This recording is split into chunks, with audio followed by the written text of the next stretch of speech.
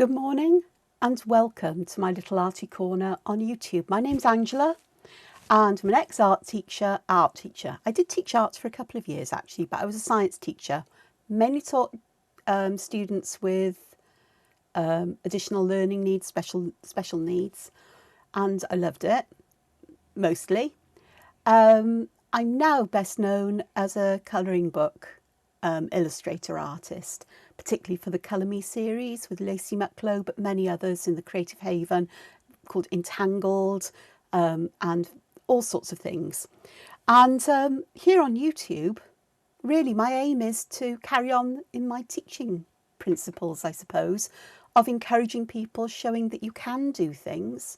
Once you break down what you've been taught is art when you were very small and being told that you can't draw because you can't draw a straight line. Very few people can draw a perfectly straight line without some kind of ruler or straight edge. And discovering your own style, your abilities, drawing on things that you love and embracing how your muscles and eye work and your sense of aesthetics, and just enjoy the process. And I'm particularly trying to promote sketchbooks, whether they're bound, whether you're using a disc bound system, whether you're using, rather than a traditional sketchbook, something like a dot grid notebook or a binder or a series of folders to keep things in. If you call it a sketchbook, it's a place to store things where you have permission to just try something and see what happens. Then that's what I hope you'll do, and you'll enjoy it, and you'll be able to look back and see how you've progressed and perhaps lessons you've missed along the way, or things that you now see were good that you thought were bad, and vice versa, because we learn and we never look back and see things again in the same way we saw them originally.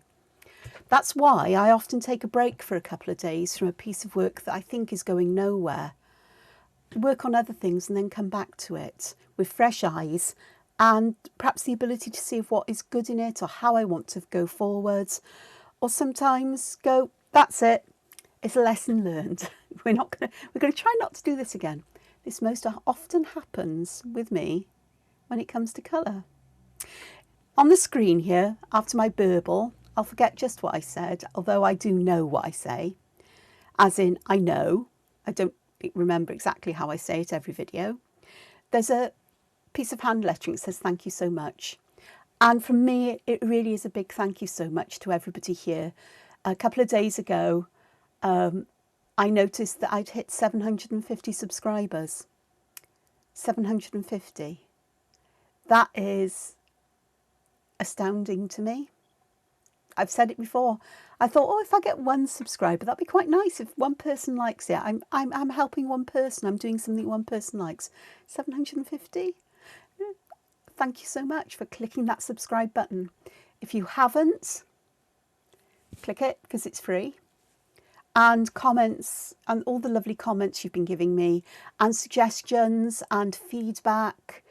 And it's just lovely. And thank you so much for all of that. So I did this morning while sat in bed trying to wake up.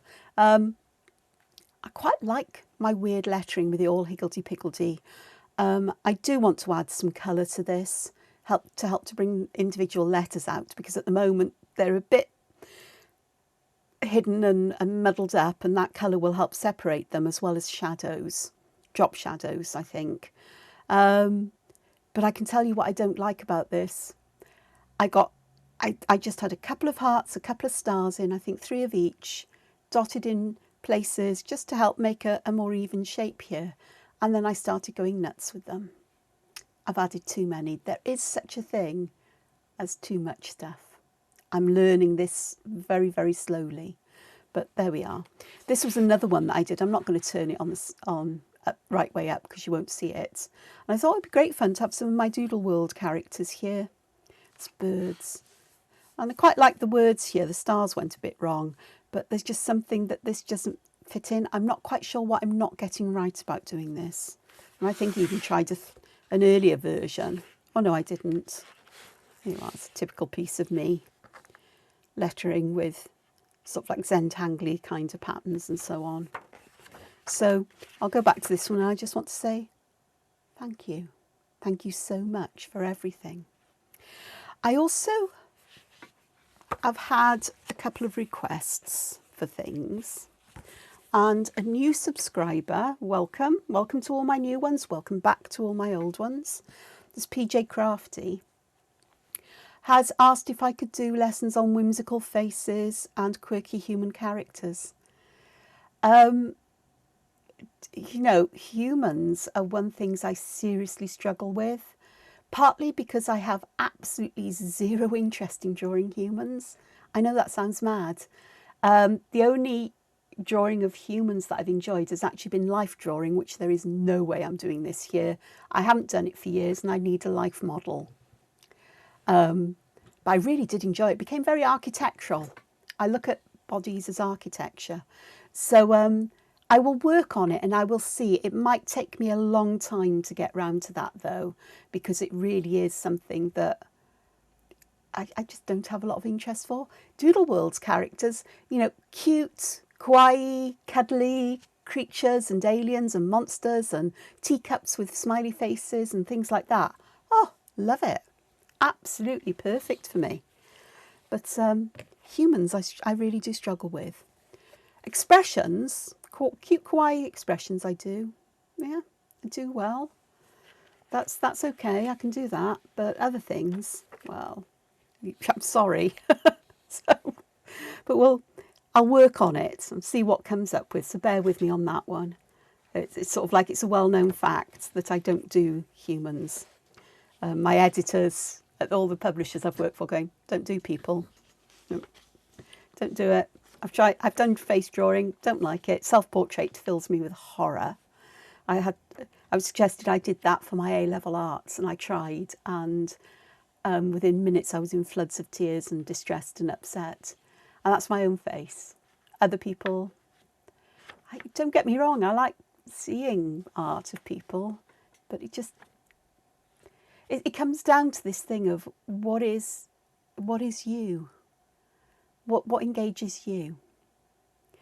And there are many, many artists out there who do wonderful, this is to PJ Crafty in particular, but wonderful artists out there on YouTube, particularly mixed media artists, who are able to draw these quirky, whimsical people. And I'll try to remember some of the names or just have a search for that, for mixed media journal or art journals, and you'll see what people do there. But I've tried art journaling and that doesn't appeal to me really either. It's fun for a while and then I'm really not enjoying this. So it's sort of like I've circled around for years, going round lots of different things, trying different things out, until eventually you come down to, well, what's my area of enthusiasm? What do I enjoy drawing? What's my kind of style? But I will have a look because it might be good for me to extend myself. I had to do that with the latest colouring book out, which is Adorable Dogs, because I'm not really a dog person. Cats, yes, dogs. And it was a hard book for me to do. It was really tough. But I got there, and looking back on it, it looks really quite good. The editors all said it's the best one of mine to date, they reckon. And I reckon it's my cats, or my eerie entangled perhaps. But you know, we'll have a look. So leave that with me, PJ Crafty. I'm wittering. The other thing what I'm going to look at today is something a little bit different with another request. So I'll come back to looking at the other request. I'll come to something a bit different.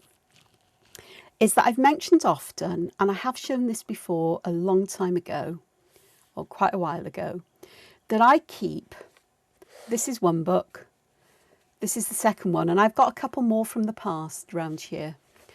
And this is a dot grid notebook. These are by Claire Fontaine, and I like, oh gosh, I didn't realise the pages at the back were, they've got those, what do you call it, perforations, so you can take them out. Well, I never. That's because I've never got to the back of one yet. But dot grid paper, I love this. It's vellum paper. It's very much like the Rhodia dot grid notebooks, but it's got this ivory colour. It's very smooth, so pens glide across it. Very few things bleed through. Wouldn't use alcohol markers, and it doesn't do too well with very wet media, but dry, damp brushes it'll cope with. It might wrinkle a bit, but it's okay. But the dots, very fine grid of grey dots, they're 5mm apart. I don't know what that is in inches. I haven't got a clue. I haven't got a ruler here that measures in inches at the moment. Nope, can't see one.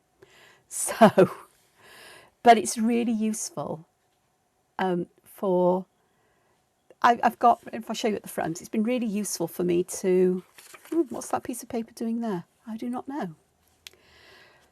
Keeping track of little patterns and motifs. So you'll recognise some Zentangle patterns like Hollyborhium. I'm looking for the ones that the official Zentangle patterns. There's Flux, Crescent Moon, and there's lots of my favourite geometric grid patterns. This one I love, Buttercup. I've gone off the screen. I don't use Buttercup too often, but I do like it. And arches, love arches, and so on. And the dot grid makes it easy to draw grids and boxes. So these boxes are 4 little squares, 4 dot grids squares by 4 dot grid squares to make a big square. And then I get 4 fairly decent sized squares to put the patterns in so I can see what's there. So I dabbled with bullet journaling for a while because I used to get very wrapped up in crazes and so on.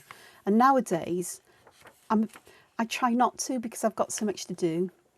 But I picked up something from bullet journaling. I hope I've used it in here. I'm sure I have. Where I list a subject and in this case, I put down the first page where something occurs, like my abstract botanicals. So this starts on page 35. So here, no squares, it's just all of these images. I think a lot of these were inspired by Elena James, is it? Elena? No, it's Elena. I'm sure it's James. Because I love her work, her abstract, sort of very under the watery kind of things. But it goes to other things. I've been looking in books of and images of microscopic life, close-ups, seeds, botanical dissections and so on, and mushroom, fungi inspired and all sorts of things, and just collecting these ideas. And then I can often go on for many pages. A lot of these were from embroidery patterns. Oh yes. So you find inspiration I find inspiration in surprising places. And you can see I love these. Now, I don't know if you'll see, but this is the last page of Abstract Flowers. So it ends on page 46. So rather than put Abstract Botanicals back in the index again, here I've put another page there, 62, and it tells me to go forward.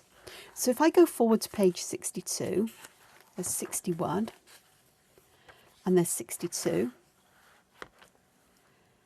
There's more Abstract Botanicals, and down here I can see it. Might be difficult for you, but there's an arrow pointing backwards telling me to go back to page 46 to another section. And so I don't have to try to put them all together. These collections can be split up right the way through the book, but I can connect them together by this idea. I think it's called threading, where you do this. And again, if I've got another section, I don't know if I have or if I've done this. Yeah, there. So it's page 67. I've had a break from these. And then I've moved on to page 70 and referenced it back. And I've done that for all the topics that are listed in my index. So rather than having to write this down time and time again, this is a quick and easy way while you're looking at things. There's another section here, Abstract Botanicals, some Art Nouveau stuff and stuff from jewellery as well. Jewellery can be a fantastic source of ideas as well. And other things, I don't know where these are from. I'll have seen them somewhere or, just want to keep a record of them to inspire me, not necessarily to copy them. And sometimes I repeat things. I always have trouble drawing this particular thing. I know it is a tangle pattern, but I can't remember its name. And then favourite patterns. And again, this one's indexed back through the sections threaded, so I can follow it through to those sections. I find this useful. I've even got words in there. Actually, I'm glad I found that, because that'd be really good for hand lettering practice. Oh yeah. I find this a fantastic resource for when I need something to shake me up with things I'm using, to get me adding something different or putting something different into my art to freshen things up for me, because I know I can get stuck in a rut of using the same things. And there's nothing wrong with that. But every now and again, I just think, oh, this is just getting all so samey, and I need a bit of a change of things. So there's bits at the back here. I haven't indexed these yet. A lot of these have been developed from one idea I put down and carried it through. A lot of these, this is where I geek out. I have a number of Star Wars encyclopedias here, and I find an incredible amount of inspiration by looking at the intricate details on spaceships, starships, and machines and other things in the Star Wars universe, and take that for inspiration for some work that I do every now and again, because I do switch things round. And I'm looking at this and I'm so desperate to draw this. And this bit actually does tie in, because I think it was Chen Keith asked if I could do some whimsical houses with you. Oh my gosh, whimsical house or what? But let's keep it simple to start, and that's where I'm going. So I hope this helps. I've got lots of sketchbooks, but a lot of the work in sketchbooks has stuff from this book in it. And if I develop something new or something that's a variation on a theme that I particularly like, I try to remember to go back and put it in here. It doesn't always happen, but I try to. And I do have some with medieval patterns that I was looking at a couple of months back, and I need to get those in here so I can reference and resource those. So, you know, I've got pages left in this, but in this one,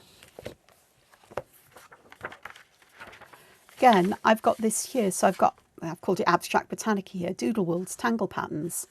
This one is a list of monthly art challenges, because I was thinking about doing those, but I get carried away. Adorable dogs. So I started putting some dogs in your birds. I've started collecting birds. So shapes of beads and greeblies and interestingly shaped things, because shapes have become interesting. Let me try and say this again. I have become interested in the shapes, in different shapes, since I did the Inktober Tangle Pattern Challenge and the January Fragments of Your Imagination Challenge for the 7F5R Challenge Facebook group, all based around Zentangle.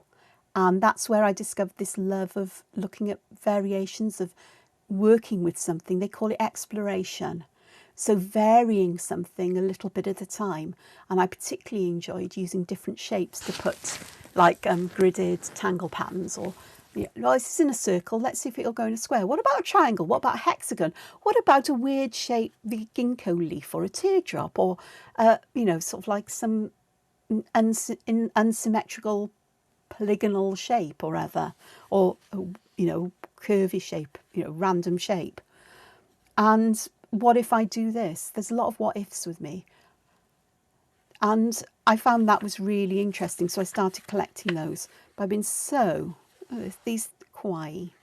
A lot of these are from, it's mainly practice drawings, getting ideas down from, I particularly like an artist called Pick Candle, P-I-C, and candle, as in candle that you light on birthday cakes.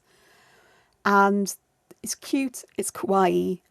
They're very simple, but it's easy to jazz them up, and the face is here. And so I've got quite a bit of stuff in here like that. So I started putting abstract botanica in here, but I led away from it.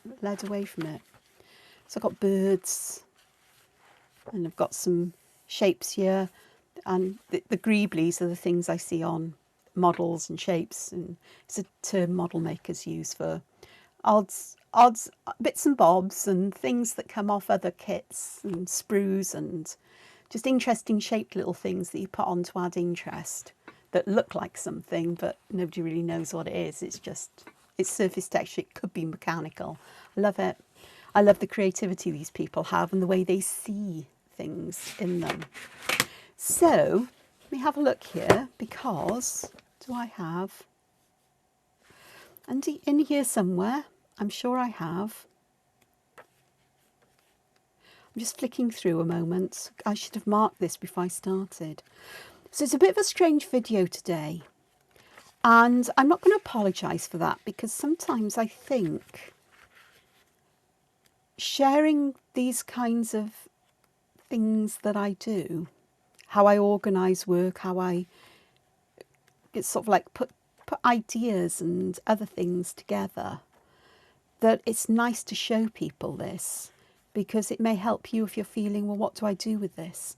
Sketchbooks solve all of this problem. And in fact, sketchbooks and one of these go hand in hand. This one I've had for a number of years. I've got a start date on it.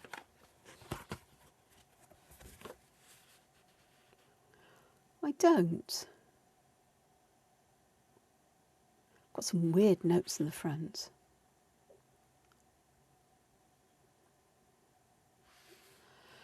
Don't know what that is. I think it's a reference to a book. I shouldn't really look at this, but it is a few years old, this book. And I've got Christmas ones in there. So it's one I did Entangled Christmas, which has got to be 3-4 years ago. So it's really useful. So on this page, this is all Christmas. And I collected together ideas for whimsical houses here. Really simple ones. So, Chen Keith, this is for you. We'll do some whimsical houses.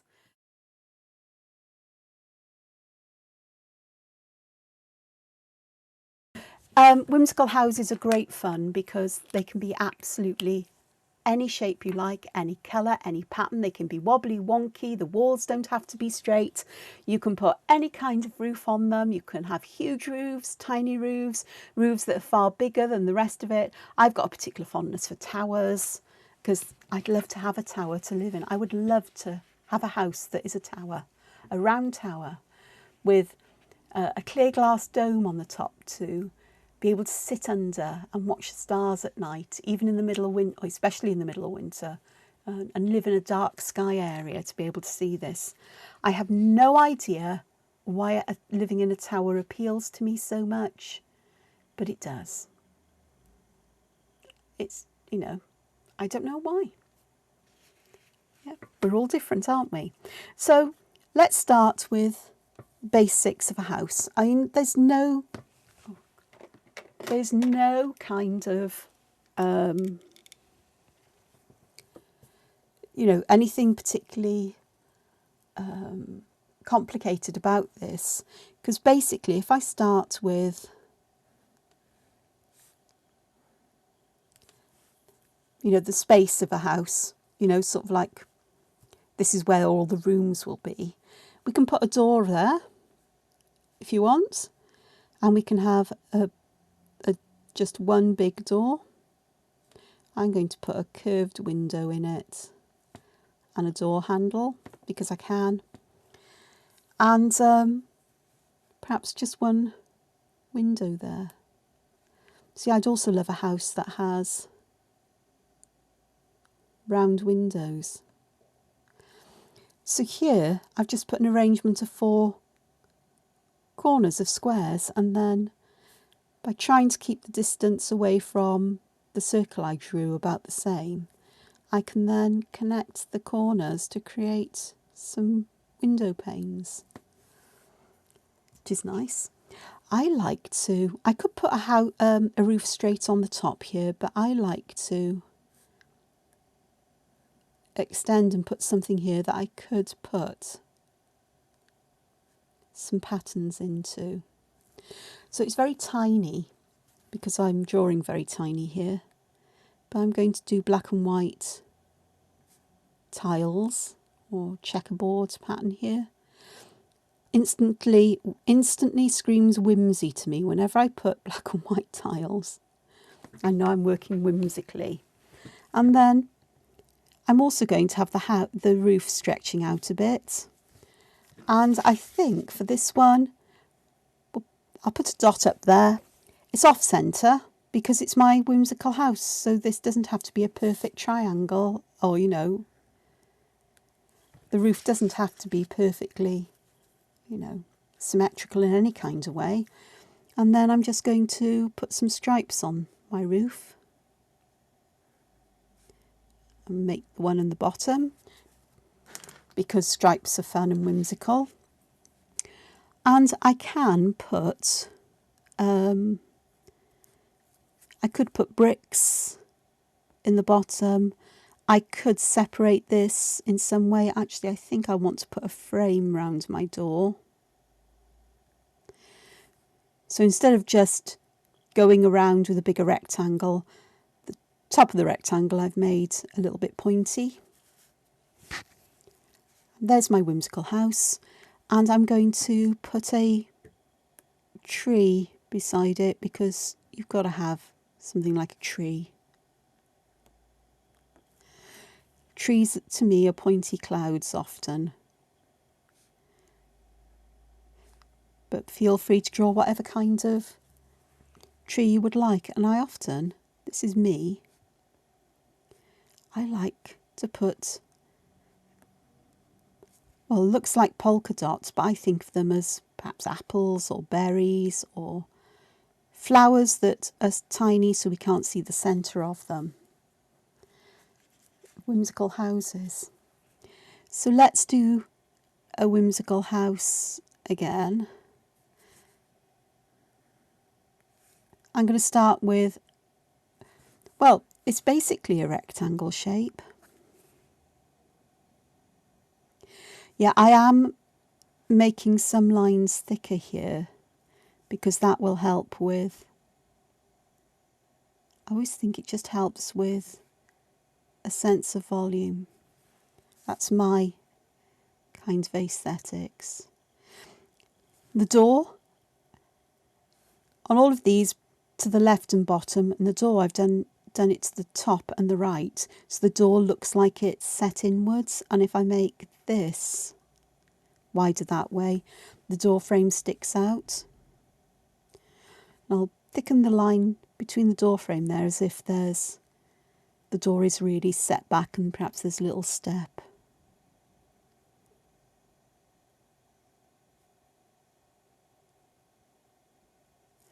And there's my window. And I think I'll do the underneath of the second ones of these.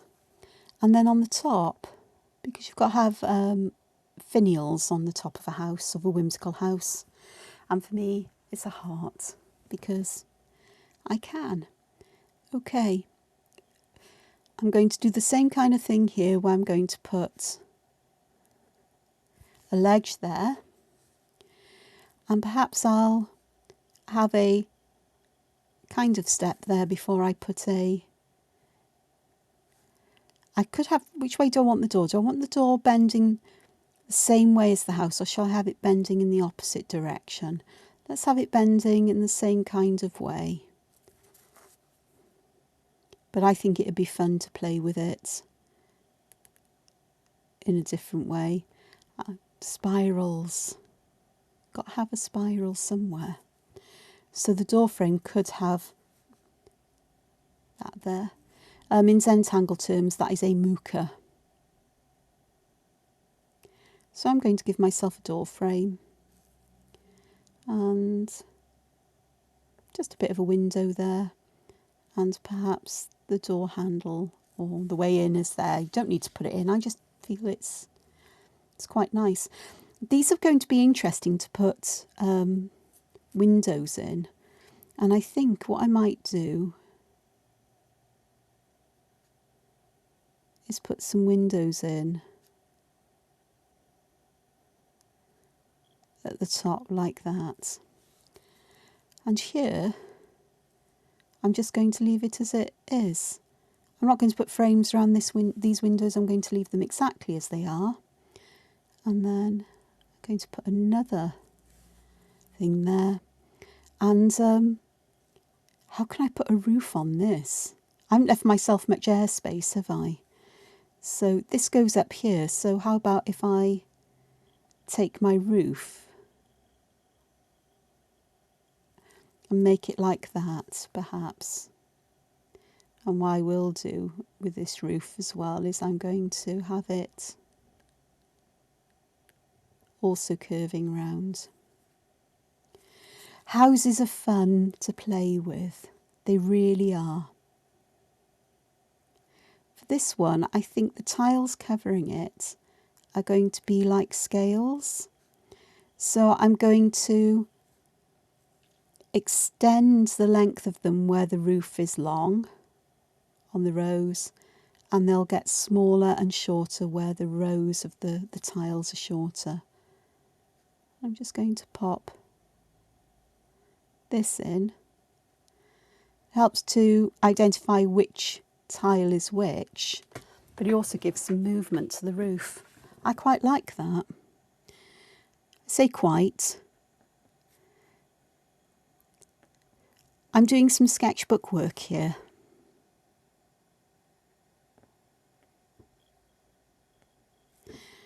And so nothing has to be perfect.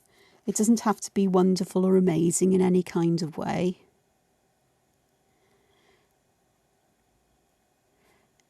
It's about getting ideas down. So I'm not drawing from observation. I'm not even looking at my notebook here. I'm just thinking about, what do houses have? Well, they have the part where you live or work, and then you have a roof. You have doors and windows. Anything else, like a chimney, is a bonus. I mean, we could put a chimney on that one. I'll come back to chimneys perhaps in another time. So these are quite tall houses. So what about having one that is quite short and wide instead? Now this reminds me of the bottom of a mushroom.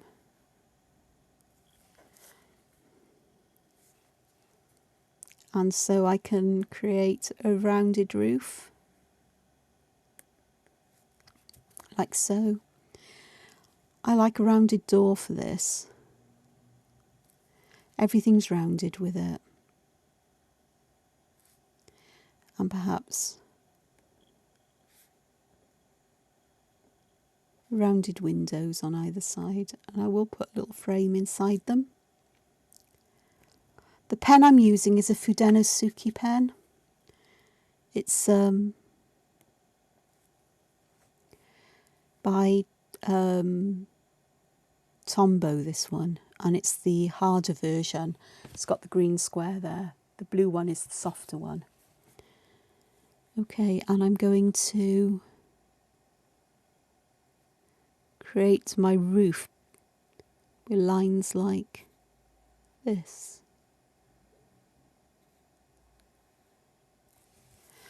And I think I'll keeping with these. I'm definitely going to put black squares underneath each of these lines, because that feels like the right thing to do. Got quite a small space there, but it'd be fine. And I'll leave the door as it is there, although I do like popping a window in the door.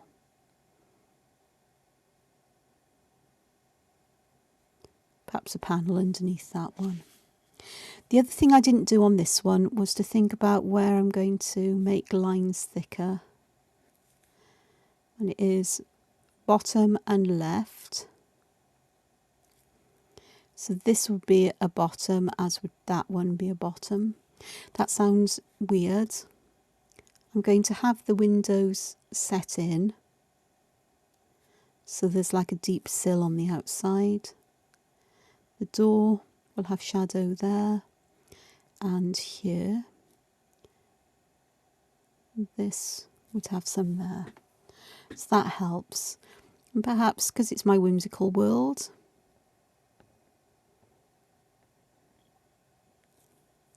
let's pop a whimsical flower, huge flower, because perhaps this is a house for tiny creatures that are not much or the same size or a little bit smaller than these huge flowers. So there's that. There's an opportunity here, I suppose, to pick up a pattern and texture here, polka dots or whatever. But I think I'll leave that as it is. This one, I'm just going to add on, of course, along the bottom. That'll be good. So to the left and the outside there, to the top and right there, top and right here, top and right there, so we look like we've got panels and windows. Top and right on the inside circle, left and bottom on the other one. And with these we could add some pattern to alternating stripes. I'm not sure whether I'd put it in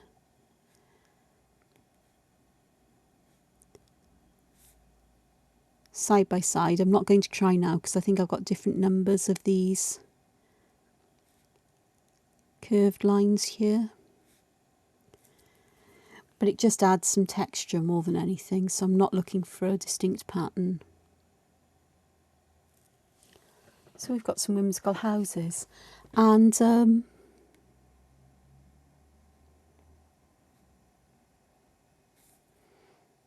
in my little whimsical world these would live in gardens, I think. Though I'm not a gardener, kill anything. I've even managed to kill plants people say are you know, you couldn't possibly kill this. Oh yes. And it's not for trying to follow instructions or to look after I follow the instructions, look after them. It's just plants don't like me. I love them. Don't know what it is.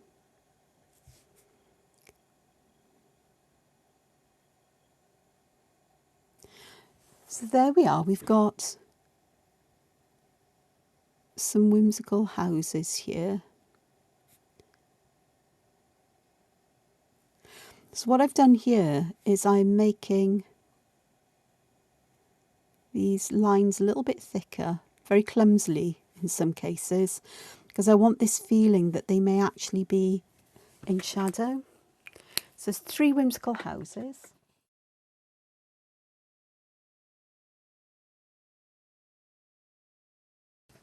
Okay, let's have a look here. What have I got? Graphic. Oh, that's a 6B. I didn't want the 6B. Let's have the 2B. I've got a 2B Pitt artist pencil, so let's pop some shadow in, because that starts to give that feeling of volume. So again, I'm sticking to the left and underneath things, so there'll be shadow underneath these thicker lines here. We'd have some shadow on the lines in between, but perhaps a little bit further, a little bit less, because they're higher up. I'm going to put some shadow there. We definitely have some shadow underneath there and underneath here. I'm going to add some shadow to the side.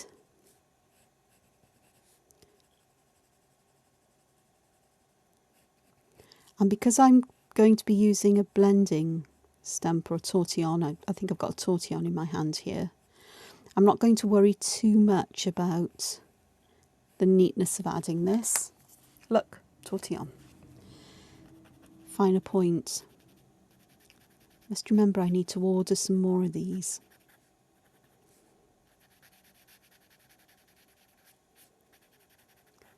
I'm trying to train myself not to press on them quite as hard.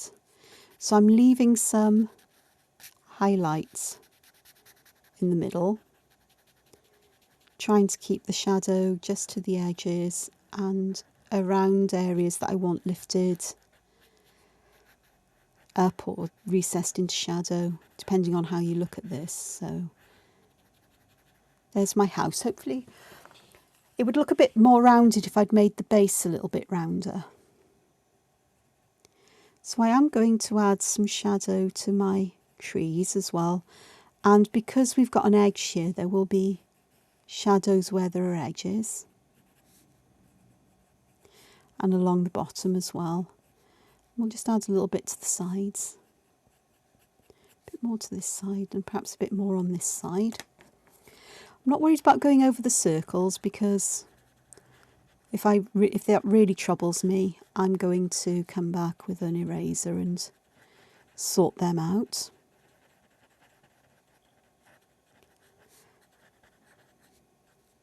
Perhaps a little bit of shadow in the glass, just to dull it down a little. Just using what's on the tortillon there. So that hopefully looks a bit more dimensional than it was. This one could be a bit more challenging. So shadow down the edge here, underneath there, down this edge, the bottom, that step. I'm going to put some shadow here, some shadow underneath here. I'm looking at where things overlap or where the edges are, that there would be some shadow. There'd be some shadow under here, and I might put some shadow at the bottom of this one because I've got the space. And I am going over the black ink with this graphite pencil because this is one of the Faber-Castell Pitt Graphite Mats. And they aren't shiny, so the shininess won't show up over the black. It won't dull the black ink down too much, especially as I'm using a relatively hard matte pencil. I'm using the 2B for this today.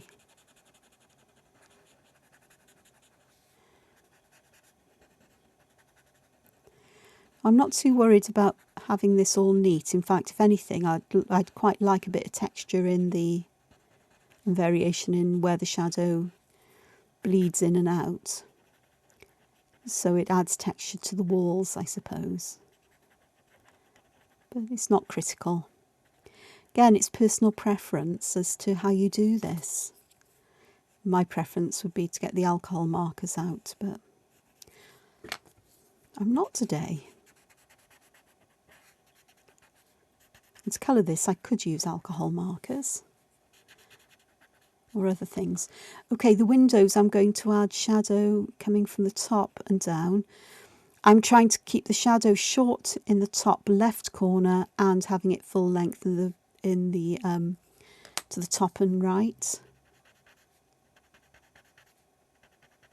As if there's a bit more light getting into the house on one side. The door's pretty much all shadowed and the step is as well. Oh, flowers. Pretty flowers. Okay, so little bits of shadow at the tips. And I've put some at the bottom of this inner circle. I'm just going to put some in the inner circle, but not right at the edge. I want to leave a white highlight around there. So shadow up against the side of the building, a little bit at the edges.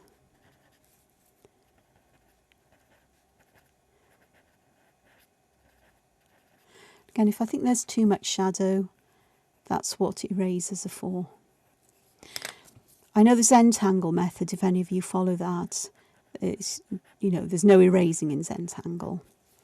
In my world, as an artist, there is erasing. That's why we use pencils. amongst other things. And for some kind of art, you know, pencil art, drawing pencil art, an eraser is an important part of the process for most artists. It helps you to get the tonal change that is necessary, or to adjust it if things have gone a bit awry.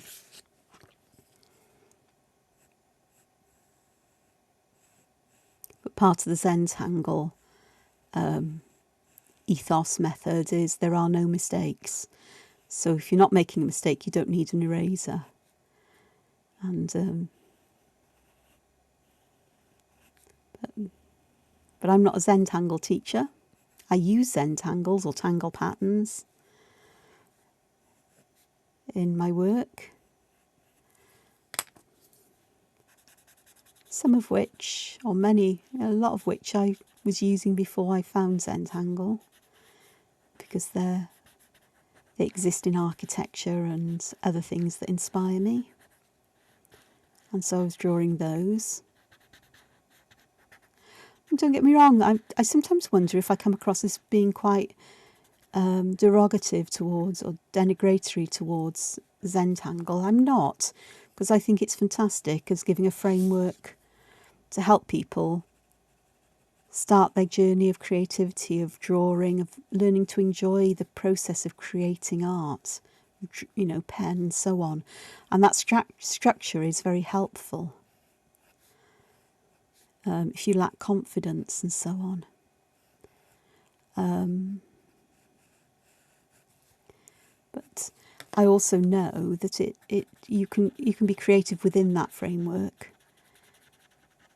But I think there comes a time when explorations of other avenues of expression may be necessary. And it's lovely to see all of that creativity that Zentangle artists and the CZTs bring to this particular kind of way of creating art. So, you know, I'm not denigrating it at all. It's just that I like to use erasers. And talking of using erasers, I now need to find one because I do want to knock some of that shadow back. There we are. Got my kneadable eraser here. I do keep these in the original case they came in, so they don't pick up fluff and muck and goodness knows what else. So I'm just going to,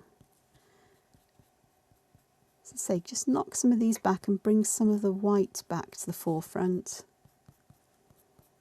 Making sure I've got clear highlights where I want highlights. Like so. And I think that my flowers have become quite grey. I don't want grey flowers. The trees need a little bit of help then, perhaps the door around the edge. I like a kneadable eraser because you can change its shape. It also doesn't make a lot of eraser dust.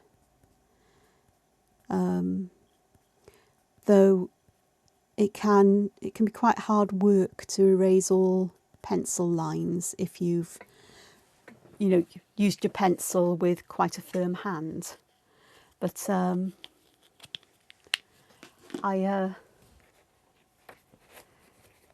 will use another eraser then, and then I'll use my little Midori car. Just got these little brushes, just sweep the desk up. And it works really well. You might have to go back and forth a few times, but dear goodness, it does the job. It also puts some bits down if you haven't cleaned it up properly.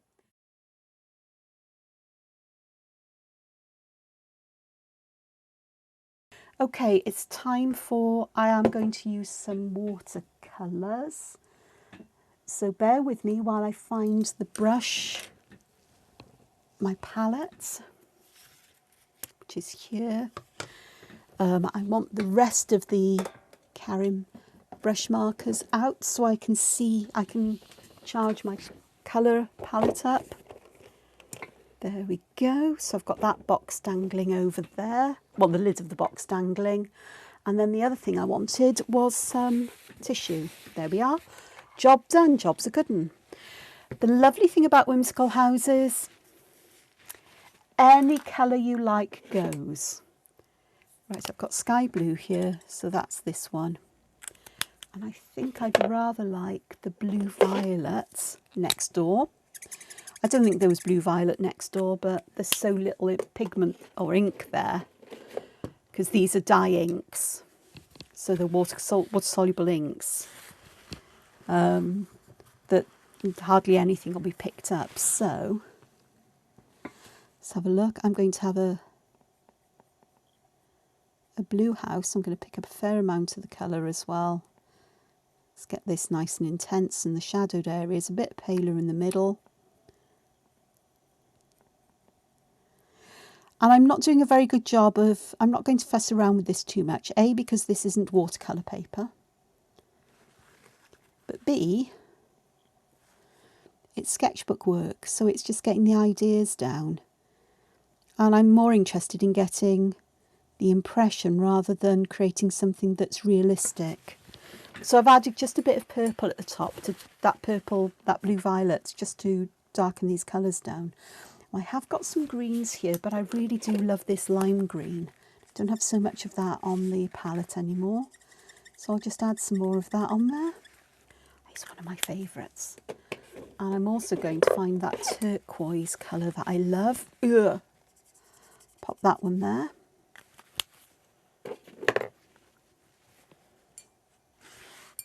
You can use these straight out of the pen, but I find they don't always shift easily on paper. That could just be me. It might be the kind of paper I'm using. So as this is sketchbook paper, they will grab more than, say, on watercolour paper. But for this, I'm going to colour these with the watercolour marker. I'm going to use that turquoise to add a slightly darker green at the bottom and where the shadows are highest to one side. In fact, I most probably could pick up a bit more of that. But it mixes really nicely with the lime green to create these lovely greens. I think so.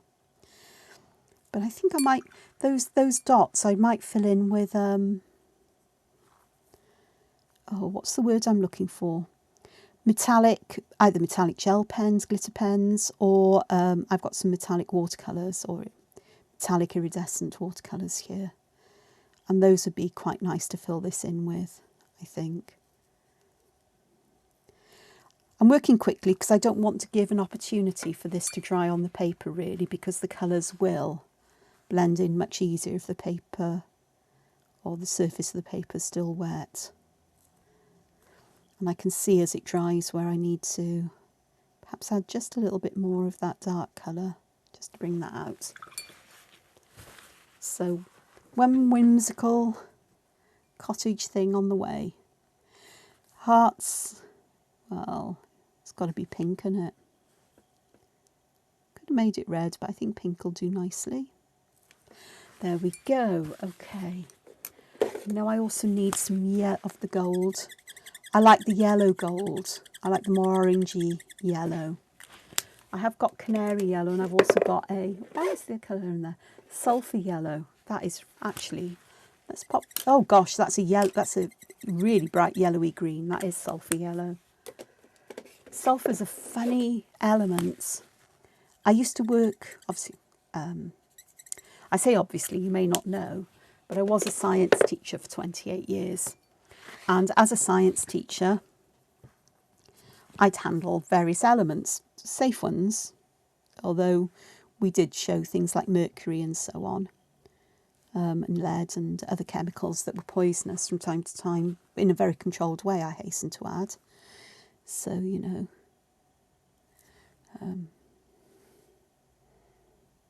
mercury was always in very, sealed, properly sealed containers.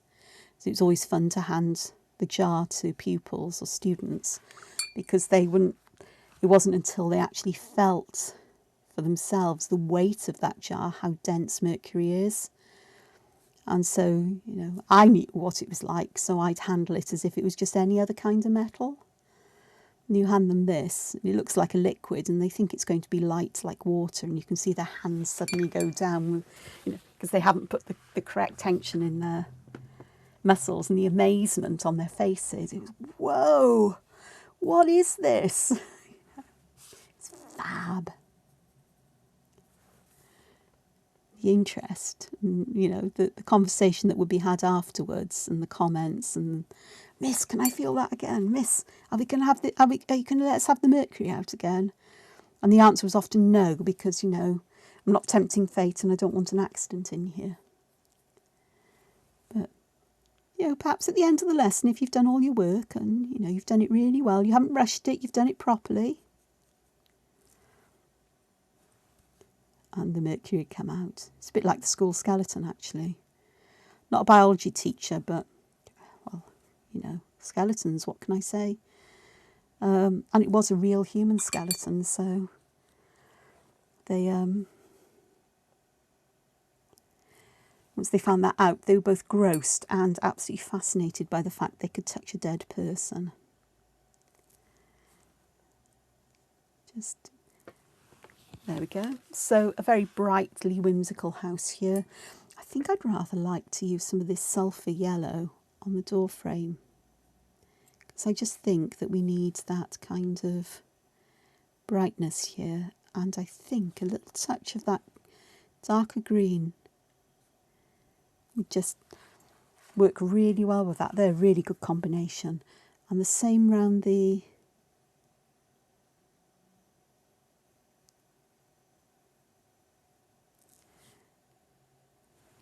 window frame. Lovely bright acid green that we've got going there. I think I'll give it the same kind of red door as I did the roof. I do need to come back with a darker red for shadows in both cases. I've got that up here. Excuse my arm going across the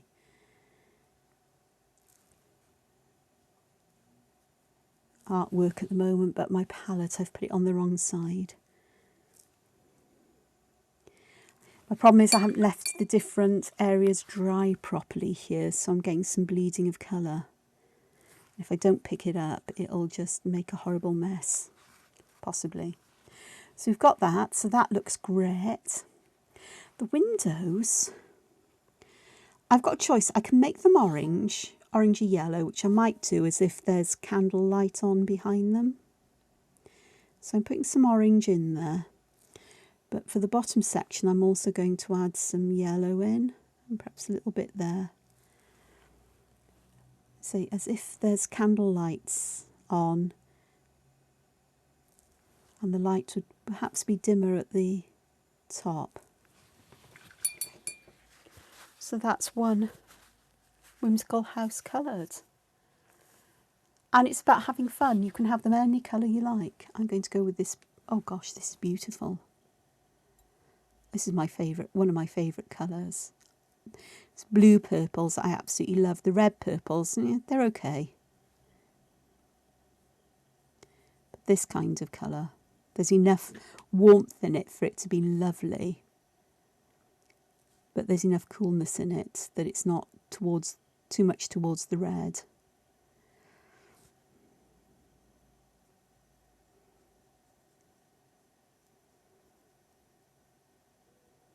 So let me just dry that off and see if I can get some really intense colour of this, particularly for the top here.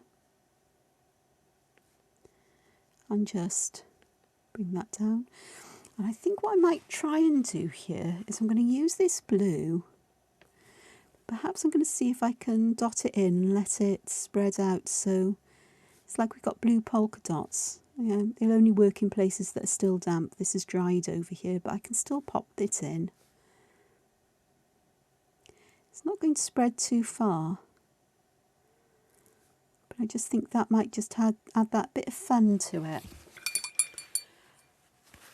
Dried a little bit too much, but I quite like that all at the same time, so that works nicely. I'm also going to use, because I have a bit of a thing about purples or the raspberry reds with lime green. For some reason, it just makes me smile. So here I'm adding some turquoise to the lime green at the edges to darken that colour. I'm going to, possibly stupidly, add some colour here because I don't want it to blend out into the purple. But I'm going to add some of the turquoise, which is what I'm doing here, just to darken it that little bit, which is fun. Got to admit it's cool. It looks fun. Down here. So if you've stuck with me this far, thank you for doing so. I know that the start of the video was a bit of an unusual one. So much going on today in this. But, you know, I get requests and questions and so on, and I think it's nice if I can respond to them fairly quickly. Okay, I'll leave that dry for a moment. I also need to think about what I'm going to do about the roof, and I think I might want a bright sunny yellow roof.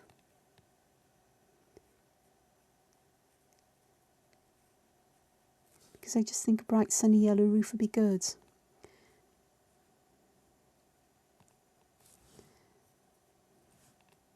And I'm using that lovely golden colour to get this in. I'm going to go and use some orange though along the edges, just to get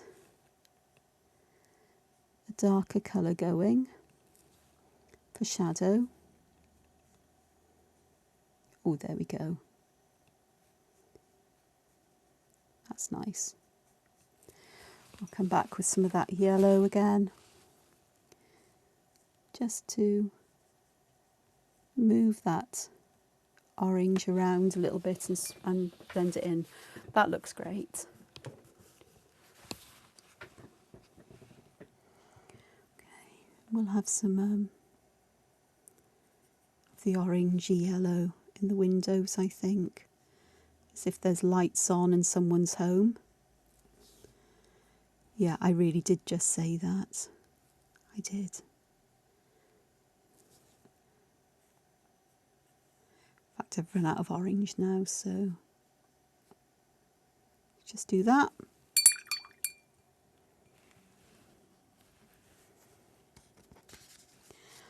The door, well, I've used that this lovely sky blue, so I think making the door sky blue would be fun. Just pick up a bit more of that sky blue to really make it blue, like so. And then I'm going to do the opposite of what I did with the walls. I'm going to add some purple dots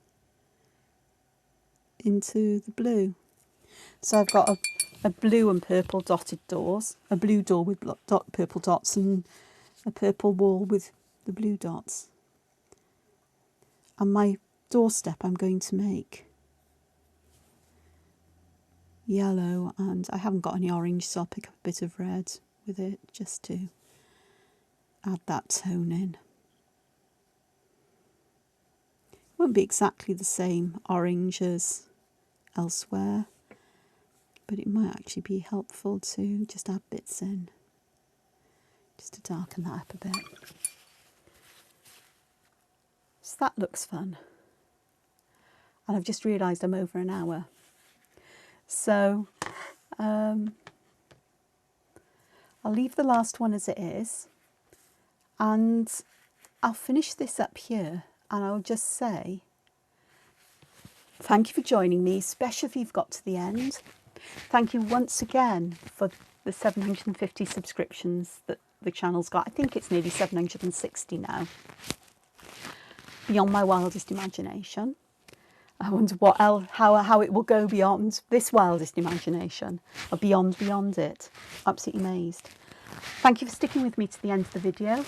I hope you've enjoyed the whimsical houses. I think rather than doing a series of things one after the other, I'm going to break things up a bit, you know, mix things up.